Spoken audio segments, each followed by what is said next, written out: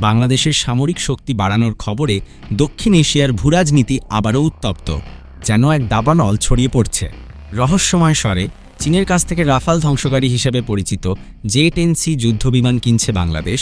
এটা কি নিছক অস্ত্র ক্রয়, নাকি ভারতের প্রতি একটি বার্তা? প্রশ্নটা যেন বাতাসে ভেসে বেড়াচ্ছে। বিশ্লেষণাত্মক ভঙ্গিতে চলুন বিশ্লেষণ করি এই সিদ্ধান্তের পেছনের কৌশলগত বাস্তবতা জোর দিয়ে। জে-10সি যুদ্ধবিমান হচ্ছে চীনের আধুনিক 4.5 প্রজন্মের মাল্টিরোল ফাইটার জেট। এতে আছে AESA রাডার, স্টিলথ প্রযুক্তি এবং অত্যাধুনিক আকাশ ও আকাশমাটি ক্ষেপণাস্ত্র ব্যবস্থাপনা। তুলনা করে এই বিমানকে বলা হয় ভারতের রাফাল যুদ্ধবিমানের প্রতিদ্বন্দ্বী। পাকিস্তান এই জেট ব্যবহার করে ভারতের সুখোই এবং রাফালের বিরুদ্ধে পাল্টা প্রস্তুতি নিয়েছে। তথ্য দেওয়ার মতো বাংলাদেশ সরকার চীনের কাছ থেকে এক্সটোটি জে-10সি যুদ্ধবিমান কেনার আলোচনা করছে।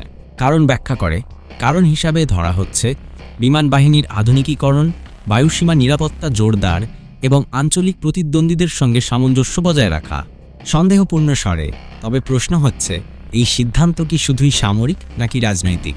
খবর দেওয়ার ভঙ্গিতে ভারত এরই মধ্যে ফ্রান্স থেকে 2টি রাফাল এম যুদ্ধবিমান কেনার চুক্তি করেছে। প্রশংসার সুরে রাফাল যুদ্ধবিমান হচ্ছে বিশ্বের অন্যতম সেরা যুদ্ধজাহাজের জন্য উপযোগী বিমান। গুরুত্বপূর্ণ স্বরে ভারতের দৃষ্টিকোণ থেকে বাংলাদেশ চীন ঘনিষ্ঠতা এবং জে-10সি ক্রয় একটি কৌশলগত বার্তা, যা দিল্লি গভীরভাবে পর্যবেক্ষণ করছে। মন্তব্য করার ঢঙে বাংলাদেশের এই সিদ্ধান্ত কেবল একটি অস্ত্র চুক্তি নয়, এটি আঞ্চলিক শক্তির ভারসাম্যে পরিবর্তনের ইঙ্গিত। ভয়ের সুরে ভারতের দৃষ্টিকোণ থেকে এটি চীনের স্ট্রিং অব পার্লস কৌশলের অংশ হতে পারে, যার মাধ্যমে ভারত মহাসাগর অঞ্চলে প্রভাব বিস্তার করা হচ্ছে।